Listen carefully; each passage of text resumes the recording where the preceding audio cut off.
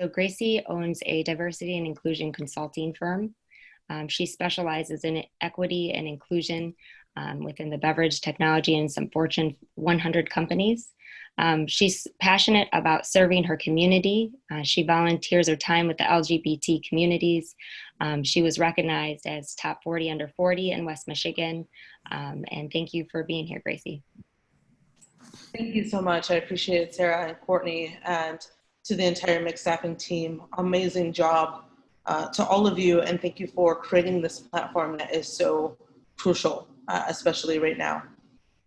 And so my story, which Brian, thank you so much. That this is going to be a tough act to follow. I appreciate you sharing with us. I appreciate being raw and being real with that emotion. And I think we oftentimes, especially as Black people, feel like we need to be tough. We feel like we need to appear that we are unbreakable. But the reality is that we've had so many pressures, and it's powerful when people, especially when we're in a safe space, when people see the journeys that we go through on just a day-to-day basis. So Brian, and to all the other panelists, thank you for sharing your stories. I'm certainly honored to be here with you all. So my story, I was born in a mud hut in the Democratic Republic of the Congo in Central Africa. I was born amidst civil unrest and amidst disease and malnutrition. My biological mother had me very unexpectedly due to the civil unrest that was happening in her village. And around the age of 14, she conceived me. When I was born, I had 4 different diseases. I was given 12 to 24 hours to live, and I only weighed 3 pounds at 1 week old. My biological mother wanted me to have a chance and an opportunity at life. So she brought me to an orphanage. And when I arrived to the orphanage, because I was so sick, the orphanage workers didn't want me to take up a crib because they needed to save a crib for a healthy baby. And they were very convinced that I was going to die that day or the next day. So they placed me in a toy doll set and placed me in the back of the orphanage. Coincidentally, 2 hours after I arrived to the orphanage, an American missionary family from Grand Rapids, Michigan, happened to be visiting the orphanage. They had 4 kids who were grown. They weren't planning to adopt, but they just went to help out the orphanage workers and to be an extra set of hands. Before they left, they were getting ready to pack up the car and go back to their village, their city in a nearby village. The woman of the family had to go to the bathroom. She went to the bathroom at the back of the orphanage, and she saw me there in a toy doll set and thought, oh, Amy must have a new doll. Amy was one of the daughters of the orphanage workers. She went to the bathroom and came out. My head turned. She was very perplexed. She touched my forehead and realized that I was a human. And in that moment, she heard a voice inside of her say, "This is your daughter." She then told her husband that they were supposed to adopt me, and they told the orphanage workers that they wanted to bring me home. The orphanage workers thought that my parents were crazy because I was not projected to live. Well, they brought me home to their house in a nearby city, and miraculously, I began not just surviving, but thriving. I then eventually became a healthy child. And due to my parents wanting me to have an American education, we moved to Grand Rapids when I was near the age of 4.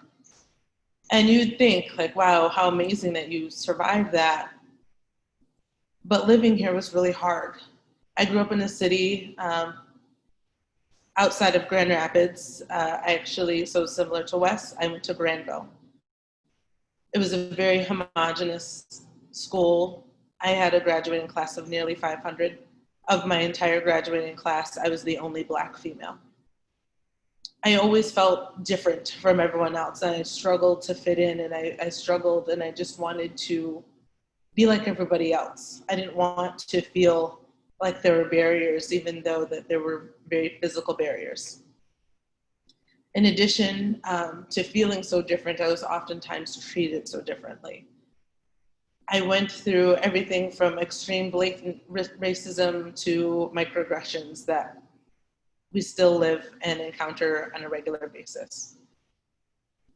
Then I went to college. I went to Grand Valley. And Grand Valley, in comparison to Granville, was very diverse. And I was so excited to finally have people in my life who had the same skin color as me for the first time in my life. And at Grand Valley, that was a really challenging situation as well, because I oftentimes felt like I wasn't Black enough or I wasn't white enough. And I was in this weird space where I didn't fit in again with anyone. And then I just learned that I just had to keep my head down, and I buried all of these feelings of isolation and the feelings of feeling like I didn't belong. And I had this very outgoing personality because I didn't want other people to know how much I was hurting. And I thought, well, if I'm just funny and if I am outgoing, and then I'll have a lot of friends and people will never know. And that's what I did. And I kept it buried inside of me. In 2013, I interviewed with a technology firm, and the director in the firm asked me a question. He said, tell me of a time when you had overcome adversity. And I thought, okay, great. This is an easy question. This is an easy answer. And I thought the answer of overcoming adversity would be to share with him what I had just shared with you all. But then I realized that that was a cop-out, because the real reason of me overcoming adversity was in that moment when I told him that I had shared so many stories of boyfriends that I had and fun adventures that we went on and how great of a time I was having. But the reality was that was all a lie. And I overcame adversity in that moment by telling him that I was keeping it a secret since the age of 6 that I'm gay. And that I felt like I couldn't let there be one more thing that made me feel different. So in addition to battling heteronormative roles and society norms, I finally confronted it. And I finally accepted myself as who I am.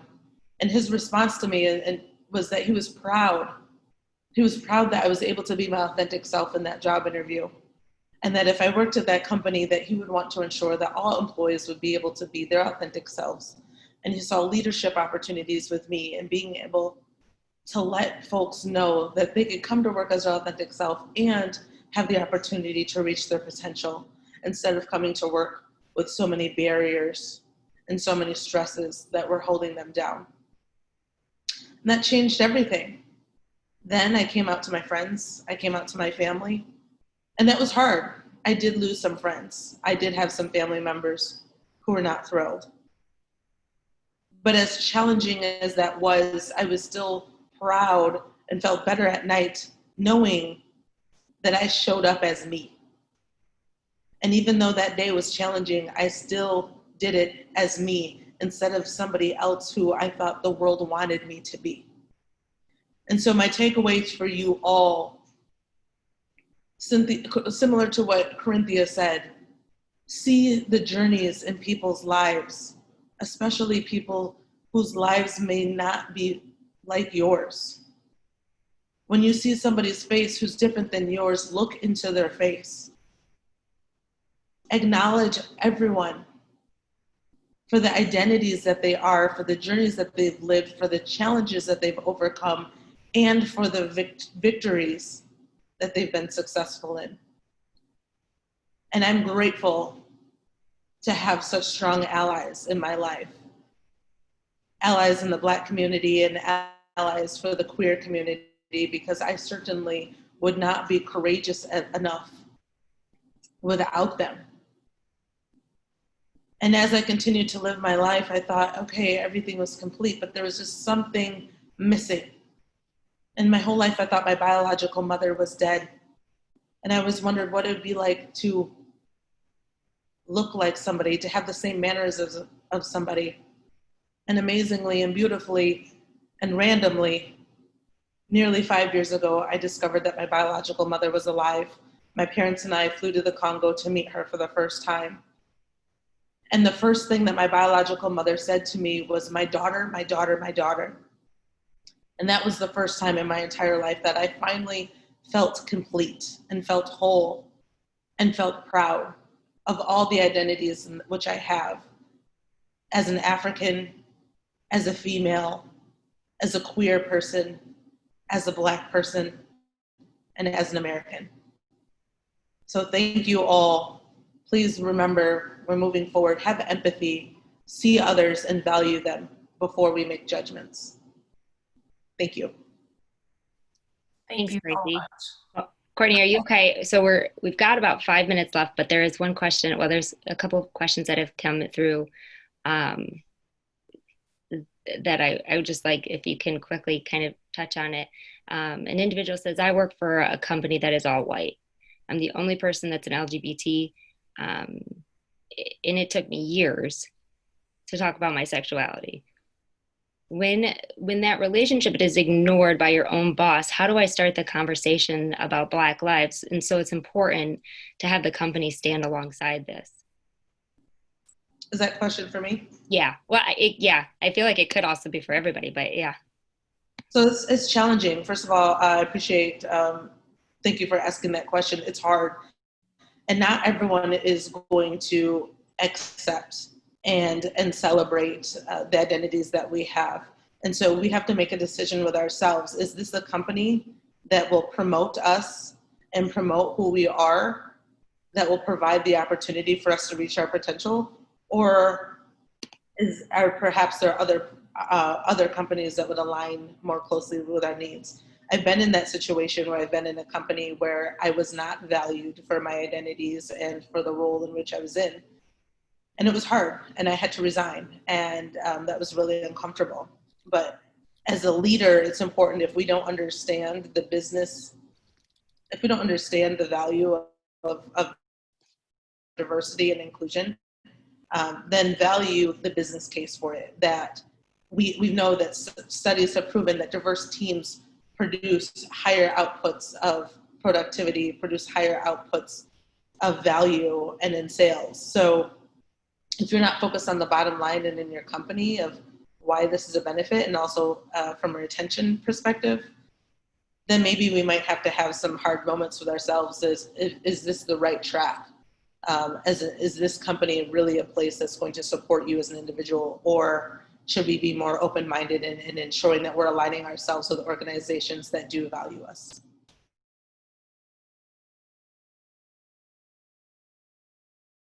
Also answering one of the questions in the chat about why I left Founders and why it's important for companies to have DEI practices. I left Founders because the actions that the leadership team was taking in regards to racial discrimination lawsuit did not align to my moral beliefs and to my integrity.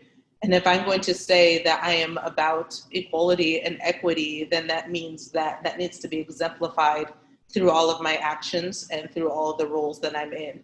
And when that company was not exemplifying equality or equity, especially as it pertained to the Black community, I had to part ways. And it's interesting too, during this time frame where it's very trendy right now to say Black Lives Matter because everyone is saying it. But true courage and true change happens when you stand up for what you believe in, even when nobody else is saying it. And so what I will leave with you all is stand up for what you believe in, even if it is uncomfortable, even if it's scary. My resignation was terrifying. However, the truth will prevail and change will occur from it. And with my experience, there was so much change that occurred from it that's what allowed me to start my own business, because folks realized that they reached out to me and said, hey, you made us realize that we have work to do in our organizations. And we don't want to follow in the footsteps of companies that have made poor decisions when it comes to equality.